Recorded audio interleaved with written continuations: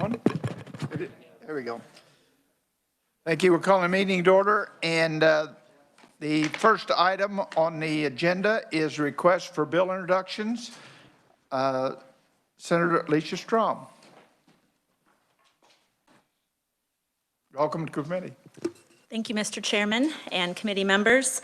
I have a companion bill today for House Bill 2327.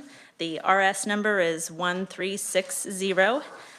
The purpose of this bill is to protect the quality of life of residents and patients in county-owned facilities by securing their right to choose, to have visitors, and to waive restrictions imposed to control transmission or prevention of an infectious disease.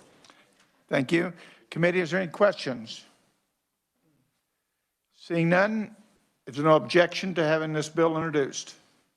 Seeing none, bill will be introduced. Thank you very much. Thank you, Mr. Chairman. I'll be off to committee. Thank you. Senator Ware. Thank you, Mr. Chair. I have a bill to introduce. The RS number is 1405.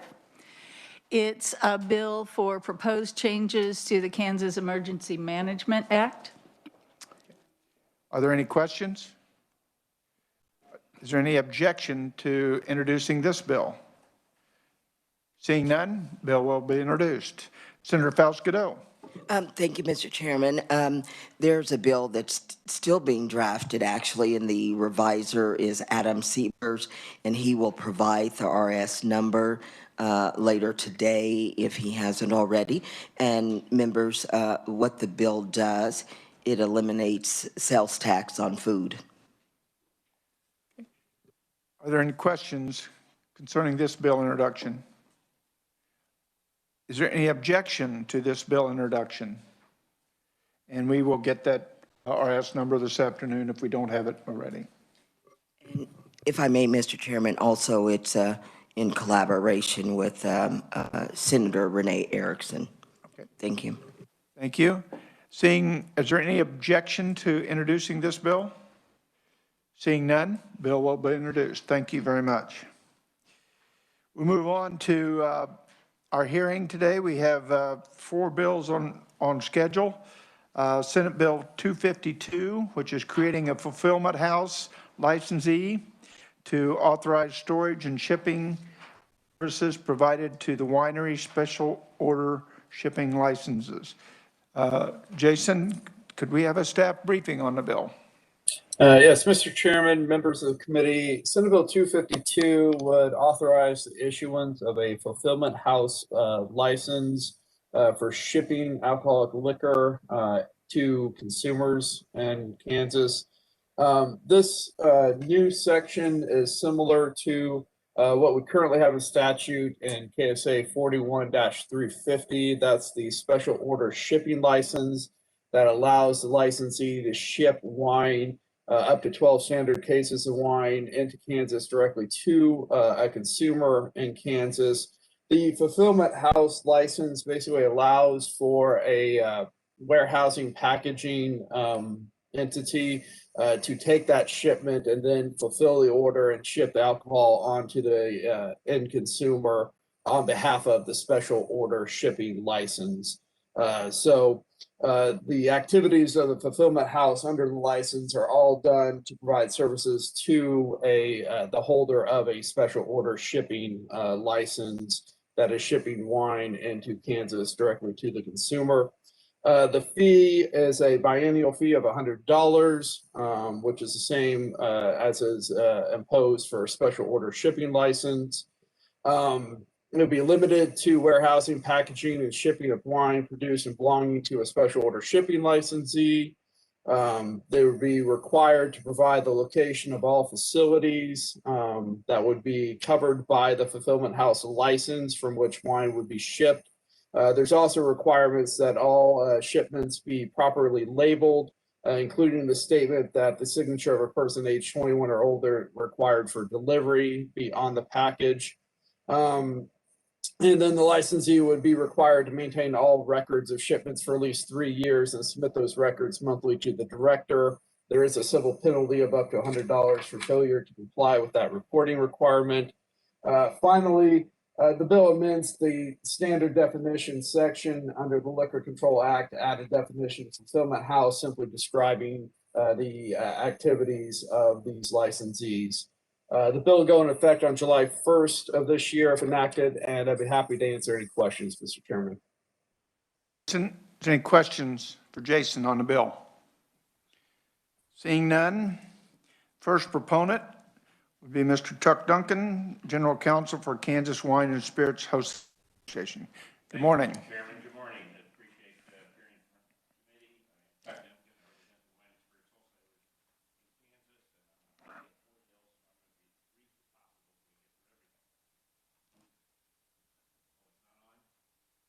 committee. I don't want the people on the YouTube to hear what I have to say, do I? No. Anyway, so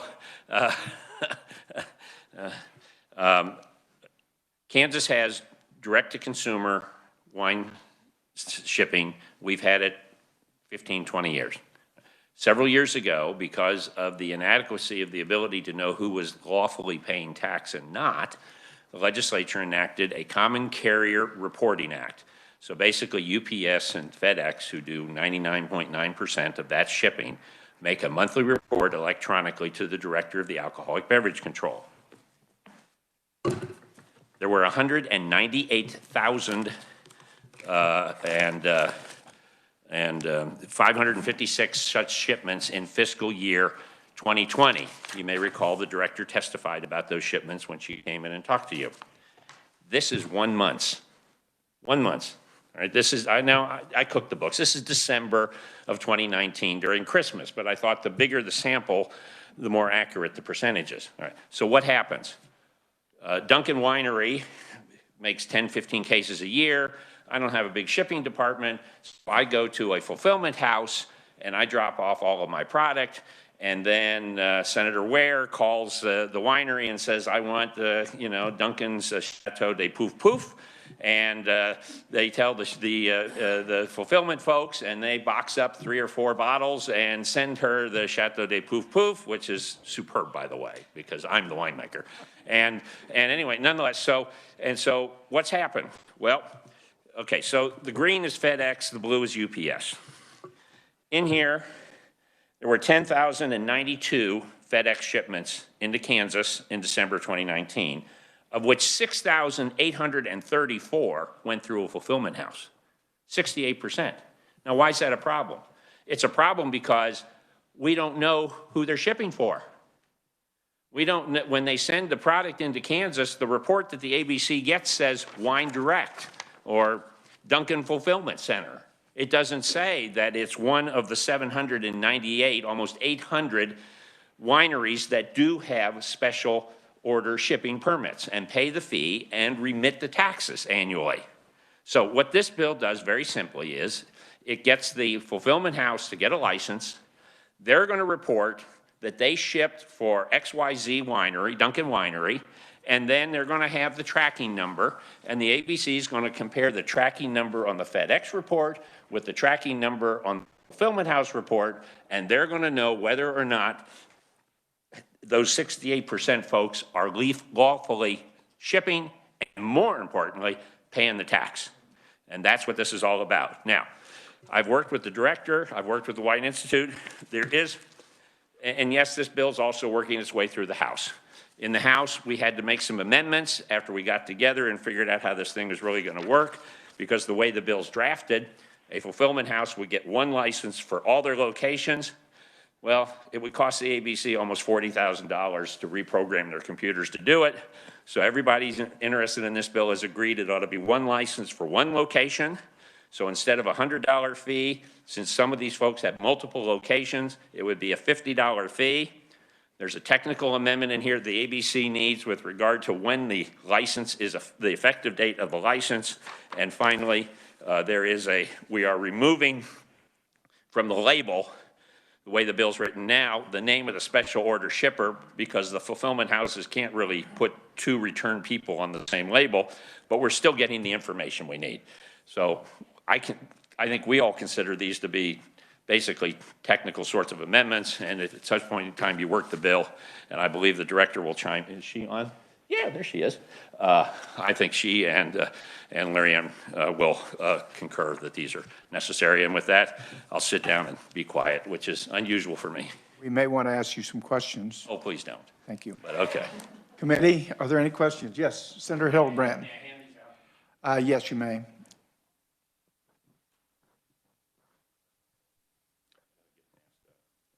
Tuck, before you hand those out, Yep. I just have a quick question. I'm not a wine connoisseur, but I was just curious. We can cure that. Can you pick up that grape for your poof poof at the Walmart or grocery store, or where do we get that grape to make that? You get that at your independently owned Kansas retail liquor store from somebody who belongs to Amy's Association. God bless her. Tuck, you can just give those to Connie and we'll I'll get give those those to out. Connie. Thank you. Yes, Senator Faust-Cadeau. Thank you, Mr. Chairman. Tuck, just, even though you didn't have your props with you this time, okay.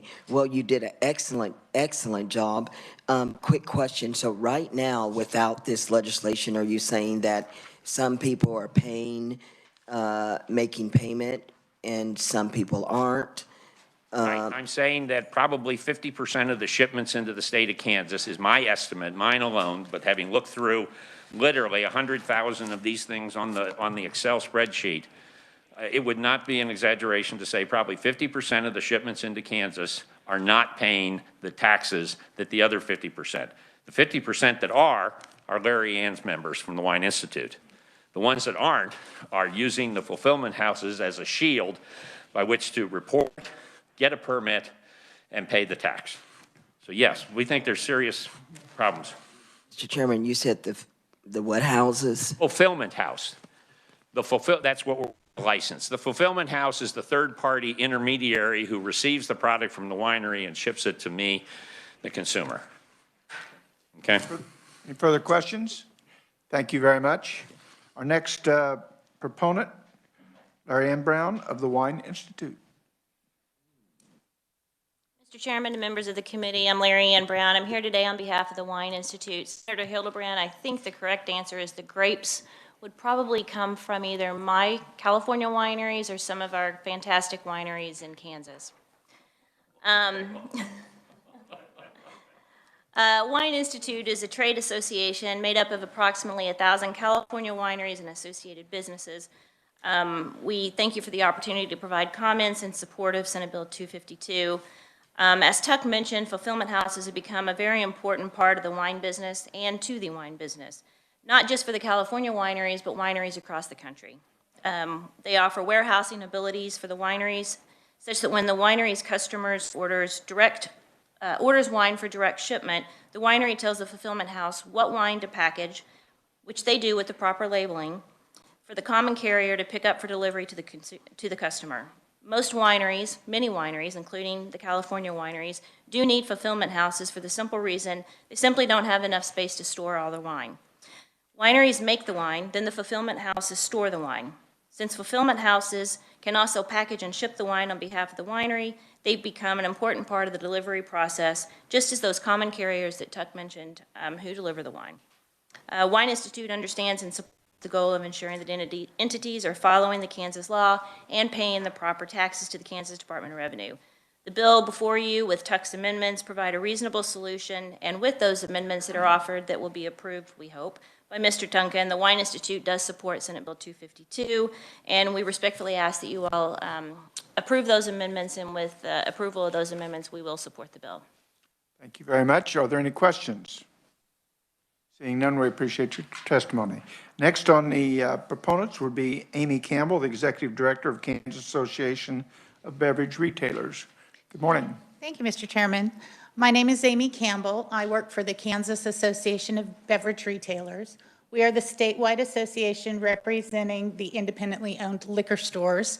Our association has been in existence since the repeal of Prohibition in Kansas in 1949. This bill, many of you, if you get on social media, if you order things through the mail, you're getting all sorts of ads from people who are trying to ship you wine products. And one of the things that this bill will help to do is to identify those that are actually wineries and maybe those who are not. Not everyone who advertises items to you is licensed in any state, and that is a big issue. You know, we have issues related to public safety in who these items are delivered to. They need to be over the age of 21. And we also have issues in the making and delivery of a product that has been overseen by some regulatory agency somewhere to know that the ingredients and the product is to drink. So those two things are very important to us. If you go back to the legislative briefing by the Director of the Division of Alcoholic Beverage Control, she talks about these issues in that overview. And we really appreciate the fact that the agency has taken a look into this issue because my retailers have been concerned about this for a number of years. Our retailers support reasonable business-friendly regulation of the sale of spirits, wine, and beer to the public, and we ask that our laws require a fair and even playing field and to protect public health and safety. We do not expect that this bill will solve all of the problems or stop all illegal shipments, but we urge you to provide the statutes that are needed in order to hold industry members accountable where possible. This is a key tool to assist the enforcement by adding the fulfillment houses to our regulatory system, and the reporting requirements are minimal, but should help to bring more shippers into compliance by licensing them and collecting the taxes that are due. Thank you for your attention. Thank you. Is there any questions? Yes, Senator Faust-Goodell. Thank you, Mr. Chairman. Amy, hi. So the taxes, the payment that's collected, where exactly does that go to? How is it divvied up? Does it Taxes just go? that are collected go to the state general fund. Okay, but then how does your industry benefit? I mean, So, really one of the issues here is that someone who's shipping into Kansas is only going to pay the tax for the retail sale to a customer.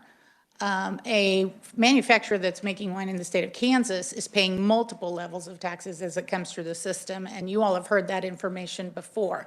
There's a tax at the manufacturer level, there's a gallonage tax at the wholesale level, there is an enforcement tax of 8% that's paid when something is sold by the liquor store, and then there is another 10% tax when it's sold at the restaurant or bar level. So these individuals who are shipping into the state of Kansas are just paying one tax. They would be paying, I believe, a manufacturer's tax at the federal level, depending on where they are and what their licensing structure is. Are there any further questions? Seeing none, thank you very much. Thank you. We also have a neutral testimony today from Director Debbie Beavers of the Alcohol Beverage Control Division. Debbie, are you on? I am. Good morning, Mr. Chairman, members of the committee. Thank you for the opportunity to testify. We are neutral on this bill. As Tuck mentioned earlier, and Amy also referred to my annual briefing where I reported that 71% of the wine orders in this limited investigation we did sold and shipped to Kansas residents, which is lawful if you have the special order shipping license.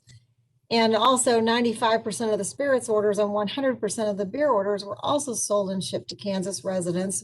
And both of those are both unlawful.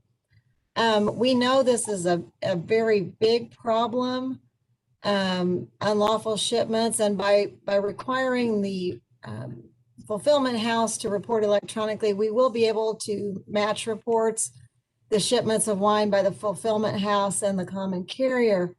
Senate Bill 258 was also introduced requiring the electronic quarterly reporting by the special order shipper, giving us a further match to identify those shipments that are unlawful. There is not a week that goes by that we don't receive one complaint or more on shipments to Kansas consumers and advertisements, and we do investigate 100% of those complaints that we receive.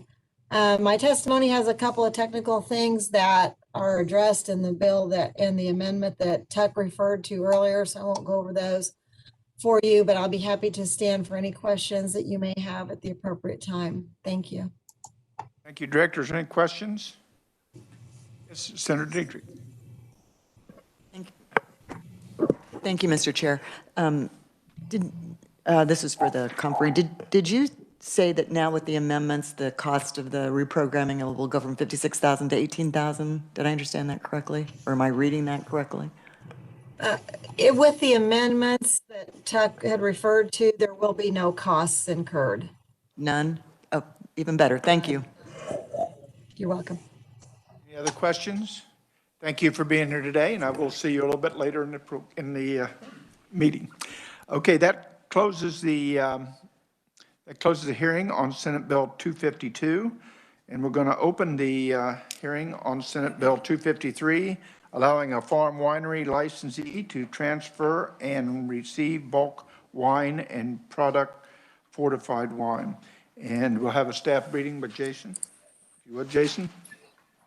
Yes, Mr. Chairman, members of the committee, Senate Bill 253 makes some amendments in the Kansas Liquor Control Act with respect to farm winery licensees and packaging and warehouse facility permit holders. The first amendments you will see on page 2 of the bill are in KSA 41-308A. This is a statute that authorizes farm wineries conduct under that license. You'll see there are 4 new actions that a farm winery licensee could undertake under Senate Bill 253. These all deal with transferring and receiving wine in bulk containers and other alcoholic spirits in bulk containers for the production of wine by these wineries. These are all activities that are currently permitted under federal law for entities that hold a TTB permit. That's a Federal Tax and Trade Bureau permit. So these are all activities that a winery holding a TTB permit currently could already do. These is just establishing it under state law. The next amendment I will point out is on page 3 that allows farm wineries to import wine from outside of the state for use in the production of wine by the winery and would report such imports to the director. There is a prohibition added to the farm winery statute on page 4 of the bill to prohibit transfers of wine in bulk to the premises of a brewery. And then the other amendment in Senate Bill 253 is to the packaging and warehousing facility permit holder. This allows the receipt and transfer of alcoholic liquor and cereal malt beverage in bulk. The amendment is at the bottom of page 4, top of page 5, to allow the receipt and transfer of liquor and cereal malt beverage for purposes of packaging in cans and bottles by those permit holders. The bill will go into effect on July 1st of this year if enacted, and I will be happy to answer any questions. Thank you, Jason, for that report. Are there any questions? Seeing none, we will open our hearing for the proponents. Mr. Whitney Damon of the Kansas Grape Growers and Winemakers Association. Morning, Whitney.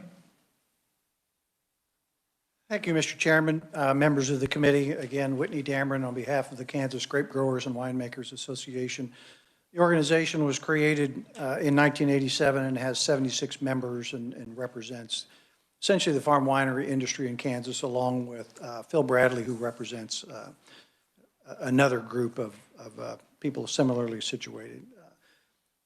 During the pandemic period of time, there were some changes made in the way alcohol products were allowed to be sold. We all recall the curbside delivery or the ability to pick up product curbside at restaurants and so forth. Also during that time, Department of Revenue reviewed the Farm Winery Handbook, and I think clarified some matters that my members at least disagreed with the way they were clarified. So what they felt was that what they were allowed to do in moving product back and forth between a distiller or from a winery to another winery, for example, was allowed through their federal license. ABC took the position it was not, because if it's not expressly allowed, it is disallowed under Kansas law. So the director brought those matters to our attention after some of our members had looked at the new revised Farm Winery Handbook. said, okay, let's have a conversation with the farm wineries, let's figure this out, let's take a look at these areas of law, and if we need to clarify them in statute, let's do that. The director then facilitated a rather sizable Zoom meeting, to her credit. I don't know how many people were on that, but a lot. And we isolated the issues that we felt needed to be clarified. My client retained the services of internationally famous attorney who happens to live right here in Topeka, Kansas. We are so fortunate. And so Mr. Tuck Duncan was retained to work with kind of the directives that ABC laid out and work with my client and Mr. Bradley's client as well, and put together essentially the bill that you have before you. And that is what I had requested for introduction earlier this year. Somewhere between the time of introduction and its transmittal to the basement of the State House and before it came back before the Senate, we were approached by Mr. Federico and his client, who had an issue they needed to deal with in regard to licensing of a canning operation in Manhattan. Lo and behold, that same world-renowned liquor attorney right here in Topeka was available to consult with them and put together some language that was eventually incorporated into this bill prior to it being read in on the Senate floor. So that's why the bill has some additional language to that. It's very complimentary of what my client wants and is supportive of the entire bill. The wine industry in Kansas does want additional bottling and canning facilities in our state, just because every winery can't afford to do that. And so this will be a unique opportunity for some of those who want to see a product utilize their services. So with that, I'm going to stand down. I'm happy to respond to questions. I know, I believe Mr. Federico is going to testify, and then if you have questions on how the bill was put together and what it does, you might call upon that world-famous attorney sitting right here in this very room today. But happy to respond to questions regarding my client as well. Definitely appreciate that, and I think Senator Falscado has a question. Thank you, Mr. Chairman. Thank you, Whitney Dameron. So you mentioned the curbside service.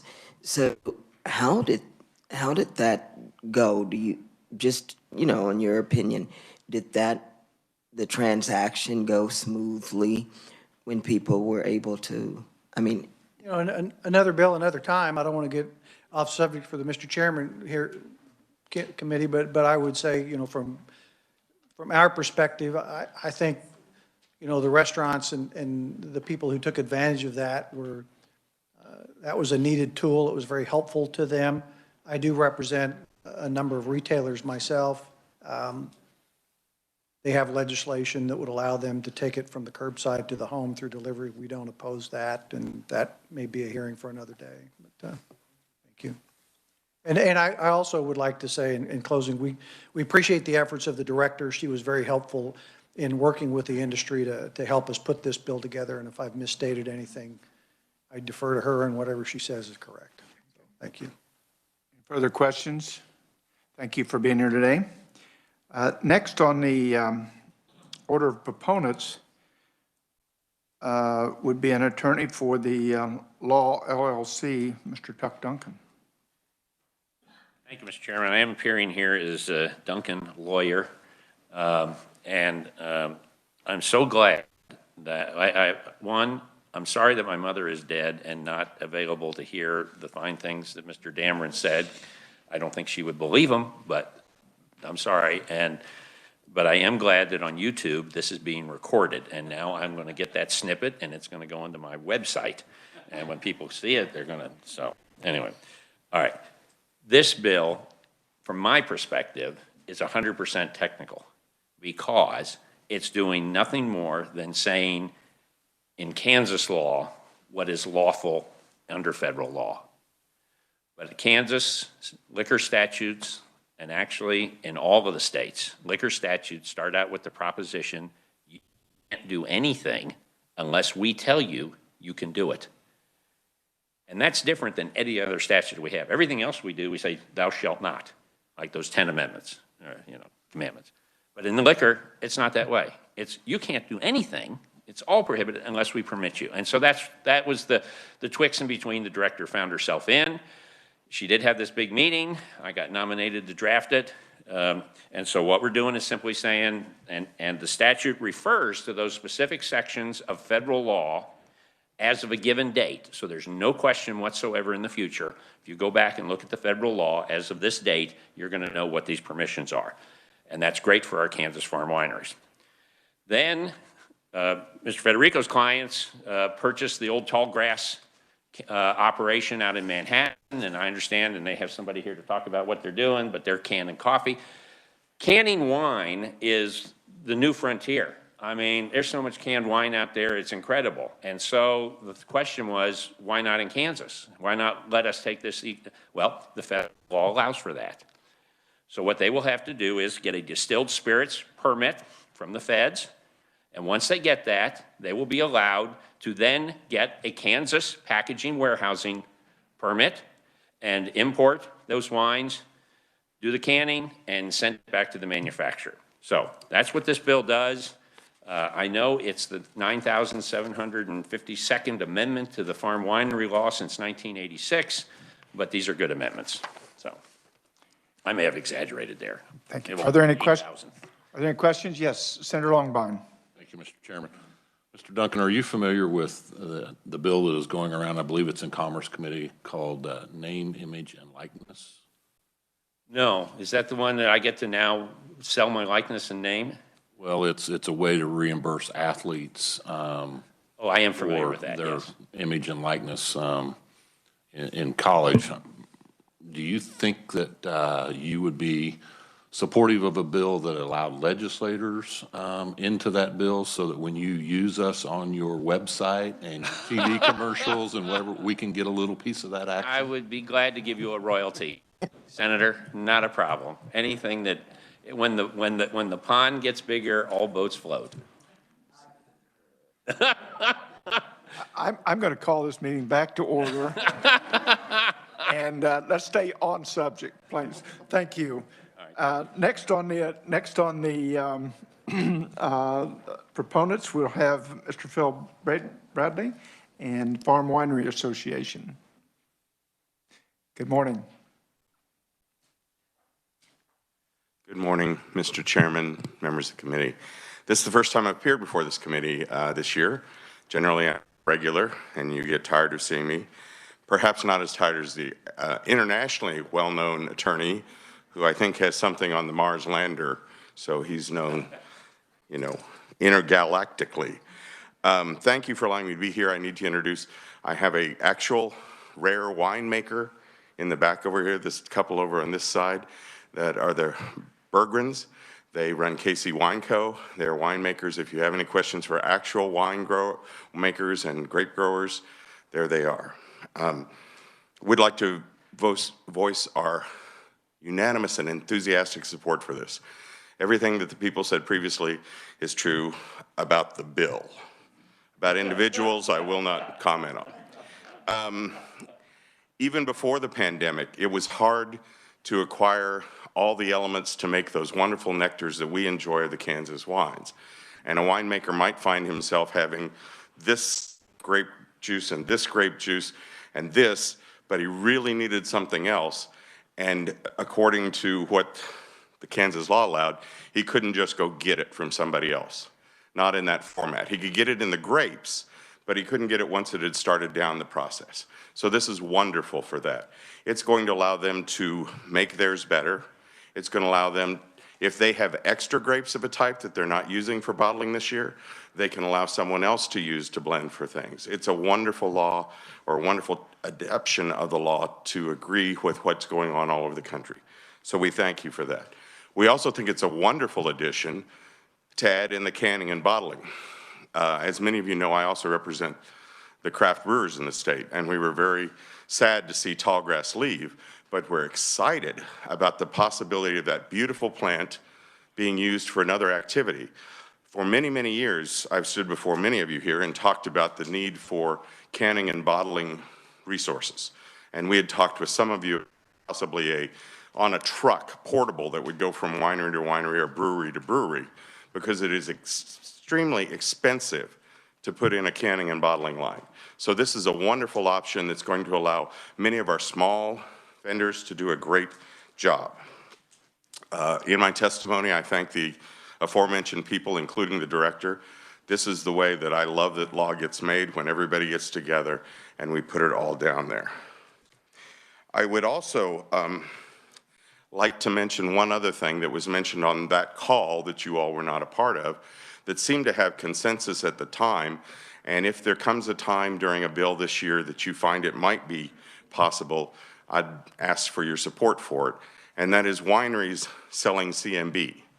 In another bill that's coming up today that I did not sign up to testify for, trying to be wary of your time elements, you're talking about CMB sales, and you're going to allow another licensee to sell CMB sales. So if that type of thing is something you're interested in, we would appreciate it.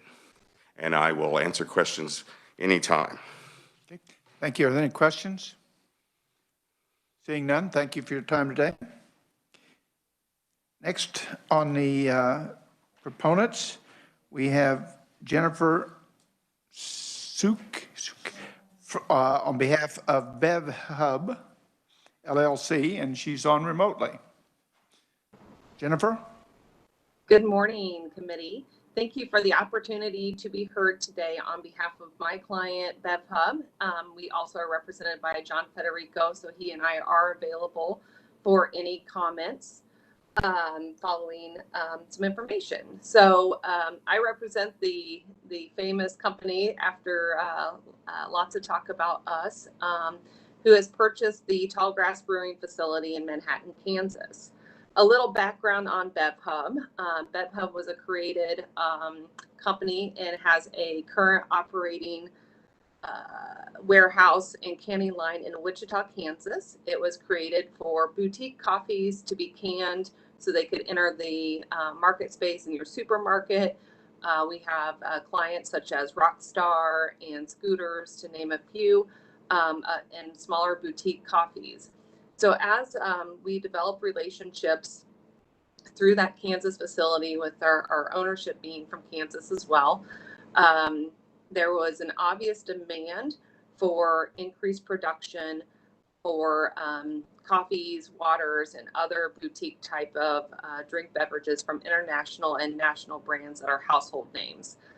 And so the Tallgrass factory came available, and we purchased it, and are currently fully investing about $30 million into a full high-speed, very fancy canning line in Manhattan, Kansas.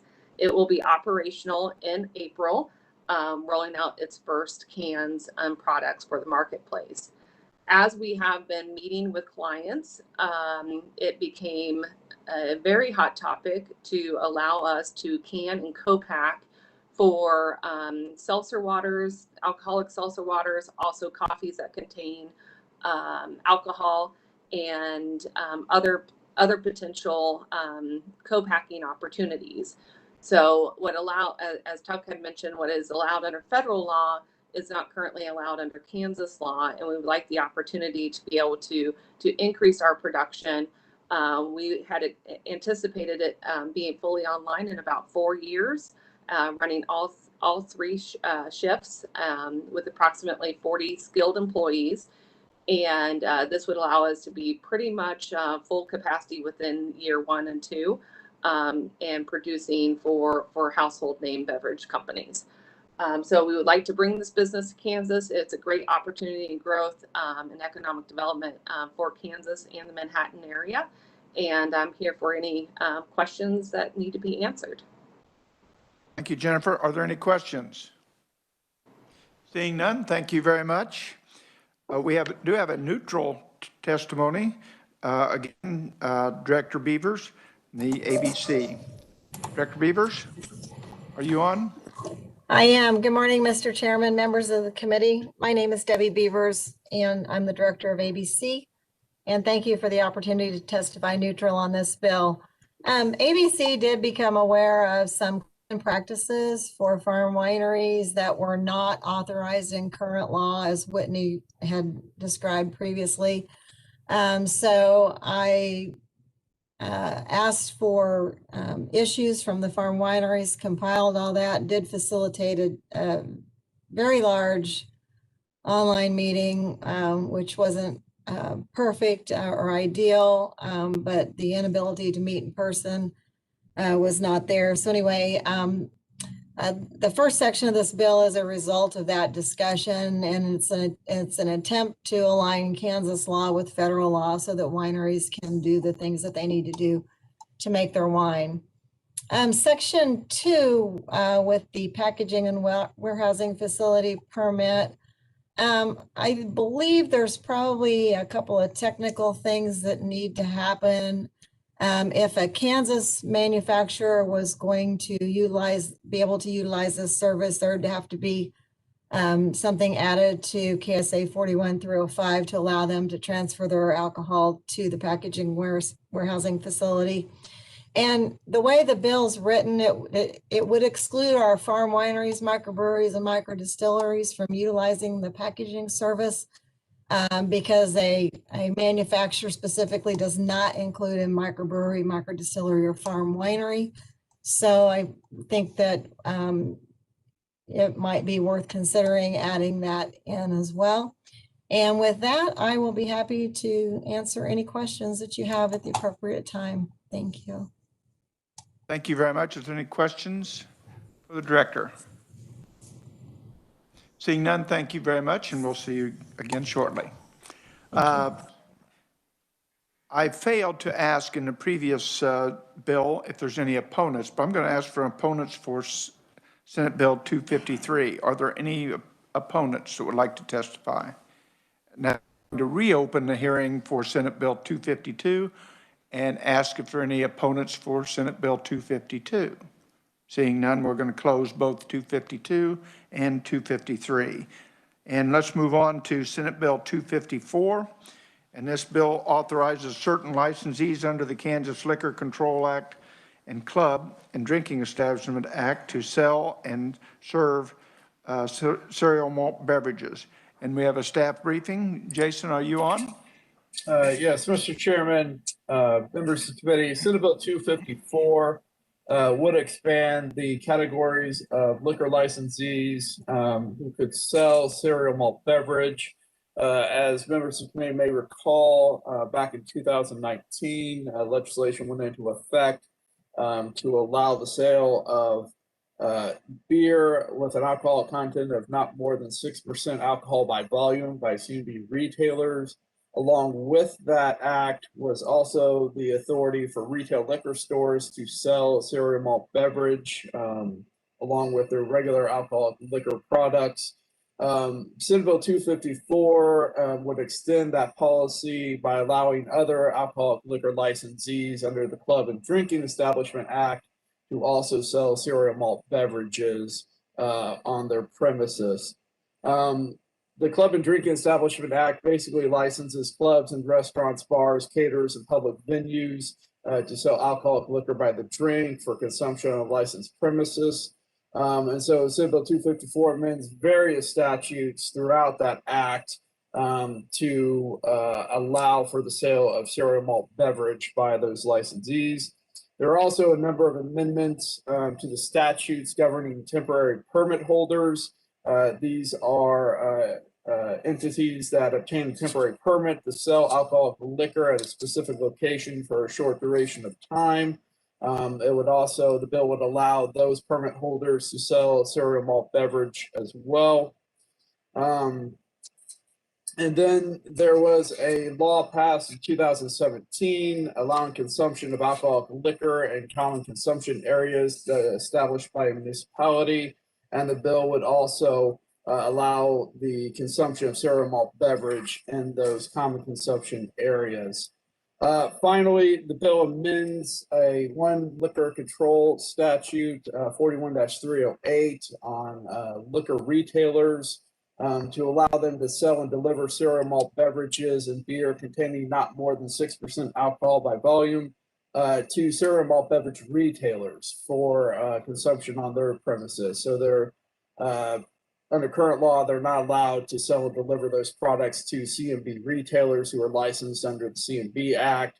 Senate Bill 254 would allow such sale and delivery to them. Retailers currently sell alcoholic liquor to clubs and drinking establishments under current law. So this is just an extension to CMB.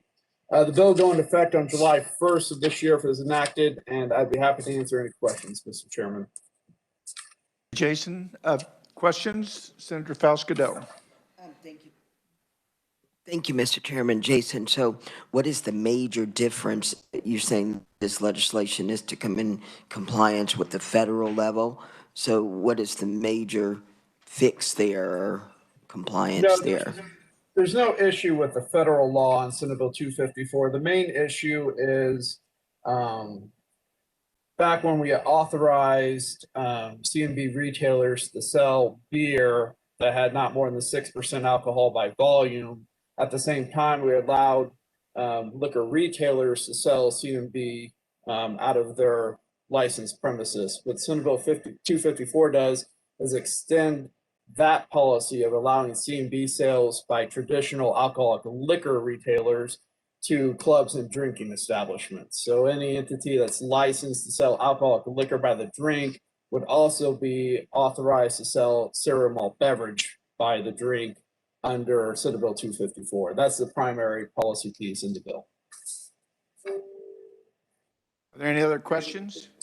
Thank you, Jason. Our first proponent is Amy Campbell, Executive Director of Kansas. Welcome back. Thank you, Mr. Chairman. Again, my name is Amy Campbell with the Kansas Association of Beverage Retailers.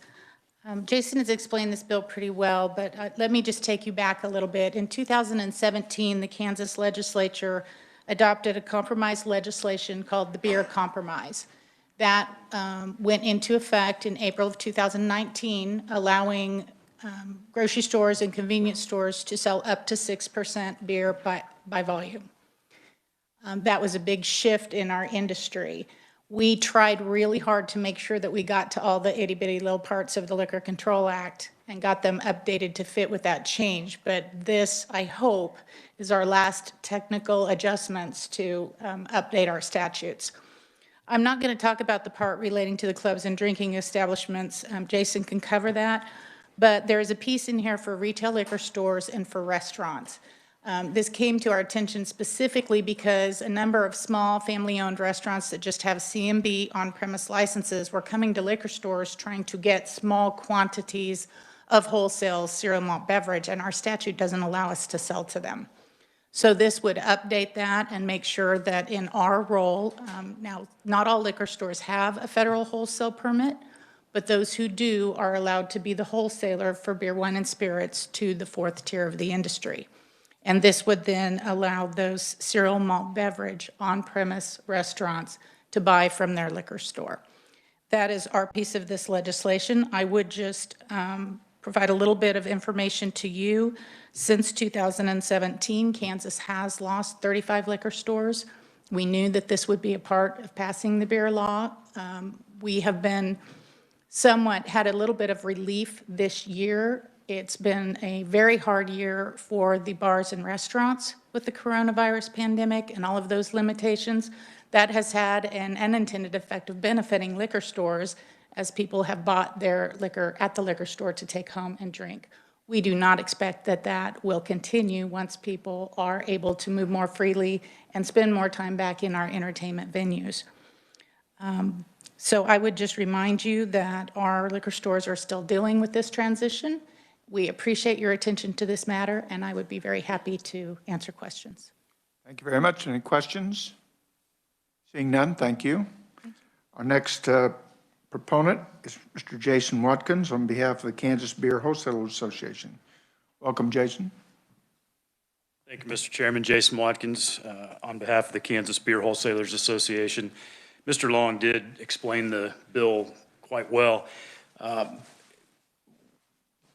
There's some misconception out there that when we passed the quote strong beer bill that we got rid of CMB.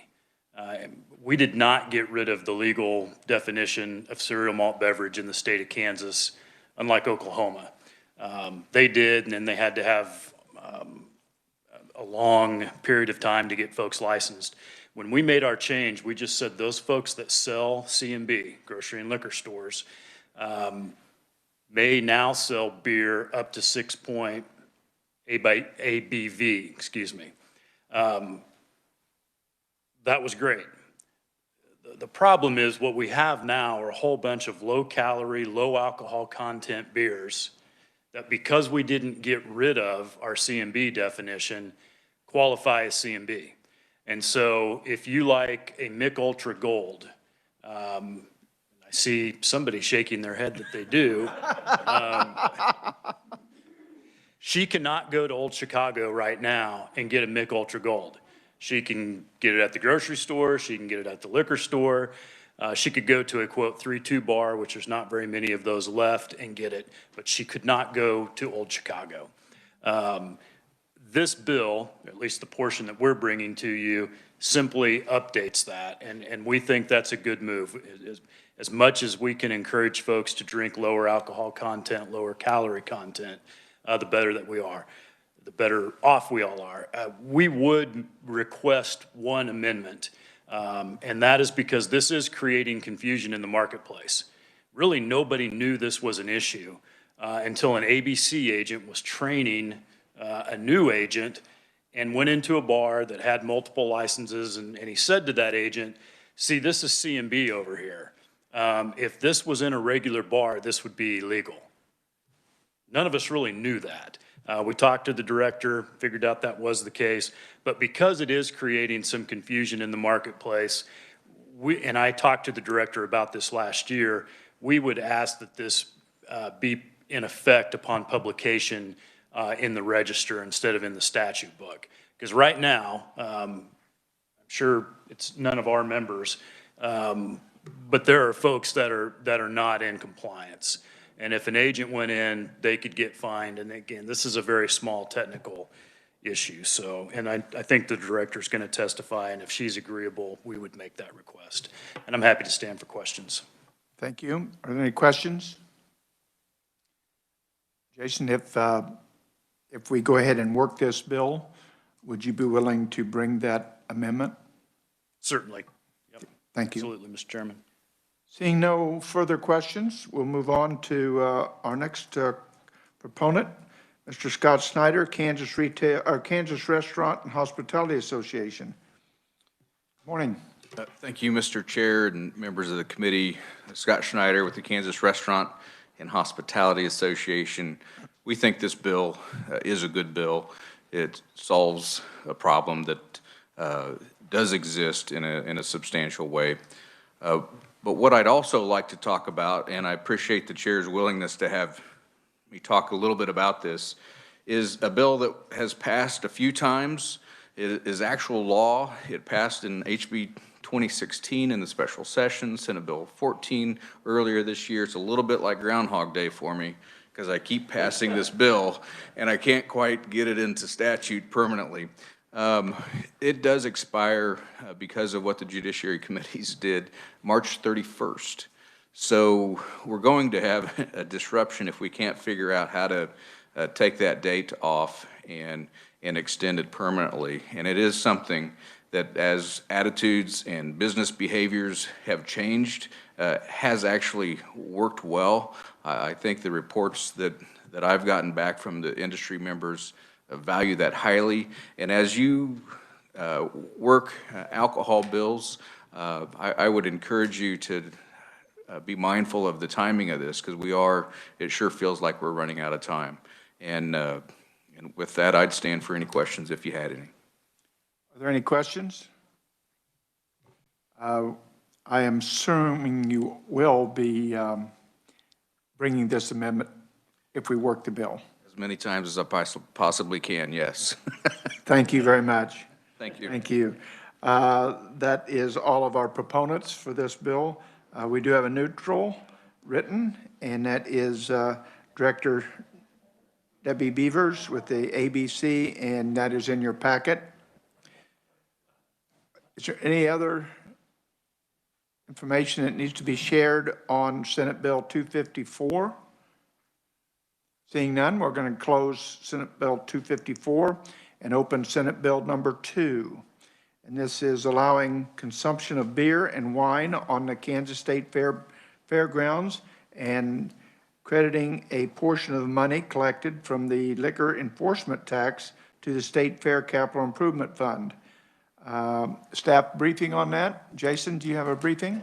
Yes, Mr. Chairman, members of the committee, Senate Bill 2 makes amendments to current law regarding the sale and consumption of alcoholic liquor on the premises of the state fairgrounds. Under current law, we have a statute 41-719 that generally prohibits consumption of alcoholic liquor on public property, but includes an exception for the state fairgrounds. Under that current law, patrons at the state fair can purchase and consume beer and wine on the leased premises of a temporary permit holder who is operating at the state fair. And those permit holders have leases with the state fair board to operate at the state fair. And currently the patron can purchase the beer or wine at that permit holder and then consume it within the leased premises that is designated for that permit holder. Senate Bill 2 would allow the State Fair Board to designate a more expansive area within the state fairgrounds that would go beyond the permit holder's leased area and allow patrons who purchase wine and beer at a permit holder location to then carry and consume that beer or wine within that broader designated area of the state fairgrounds. The boundaries of that area must be marked with a three-dimensional barrier, and also there must be clear signage, a posted map, or other means for patrons to reasonably identify the designated area where beer and wine can be carried and consumed. Senate Bill 2 then, as you mentioned, also makes amendments with respect to the alcoholic liquor enforcement taxes. Basically the portion of the tax revenue derived from sales on the state fairgrounds would go to the State Fair Capital Improvements Fund.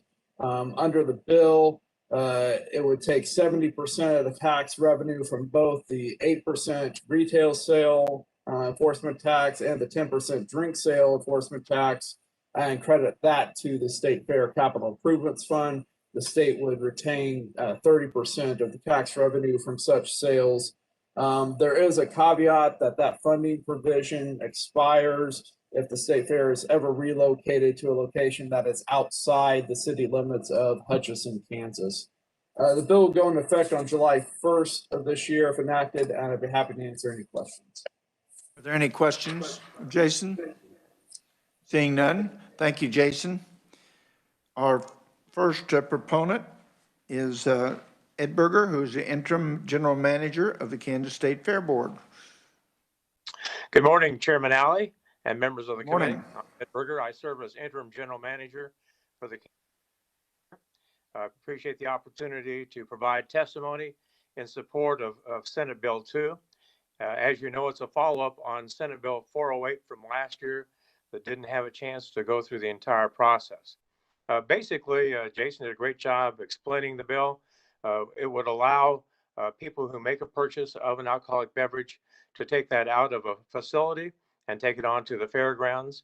The Kansas State Fair Board would designate an area where that consumption could take place. I would imagine if this bill is approved and signed into law, that the Kansas State Fair Board would approach this rather gingerly and have a restricted area for consumption and see how it goes from that point forward. It is estimated that this would increase the sale of alcoholic products by about 20%. The funding portion is extremely important. The 70% of that alcohol tax would go to the Capital Improvement Fund, and the balance would go to the state general fund. It's basically a win-win proposition. Has the possibility for enhancing the experience of the fairgoer and expanding revenue and tax collections. It is permissive only. The Kansas State Fair Board would have to take action designating the area on the grounds where this consumption could take place and moving forward. So with that, I might mention that this model is something that is done in other states and has been done very successfully. And they haven't had any incidents of increased incidents of underage consumption. That certainly was a concern of mine and many of our Fair Board members as well, but other states have not had that experience. So with that, I would stand for questions. Thank you. Is there questions concerning this? As we talked earlier this morning, if this bill passes, you will be identifying an area and getting that out, and will this be ready for our state fair this fall? Thank you, Mr. Chair. I'm not sure that we can implement it this fall yet. Would have to take quite a bit of work on the part of the people at the state fair. We might try a very limited area on the fairgrounds for implementation, but it would be very limited, just to see what the advantages and what the pitfalls are. So we're going to approach this very gingerly. Thank you very much. We have another question, Senator Clues. Thank you, Mr. Chairman. I'm just curious, will the vendors who are selling, will the grounds where they can drink be close to the vendors or away from quite a bit? Thank you. The grounds will, by necessity, be close to where the point of sale is. Certainly, by very nature, that wouldn't really work for it to be very far from that. I guess if I'm envisioning how it might be enacted, I would strongly oppose any kind of consumption of alcohol within the buildings we have on the fairgrounds. Again, it would be a very limited area. One more question? Yes. One follow-up question then. So do you see that this would increase the amount of vendors who sell then? I'm not sure about that. Right now, we have a limited number of vendors selling on fairgrounds. Certainly, they can make application to sell on the fairgrounds, but I wouldn't necessarily anticipate the number going up dramatically. Again, I think it's permissive legislation. So after we have it enacted for a while and in place, well, I think we'll probably see perhaps some interest in increased vendors on the fairgrounds. Further questions? Seeing none, thank you very much.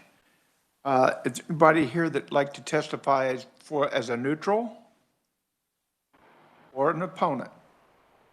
Seeing none, thank you. And this will close hearing on Senate Bill number 2. And with that, this meeting is adjourned. Thank you very much.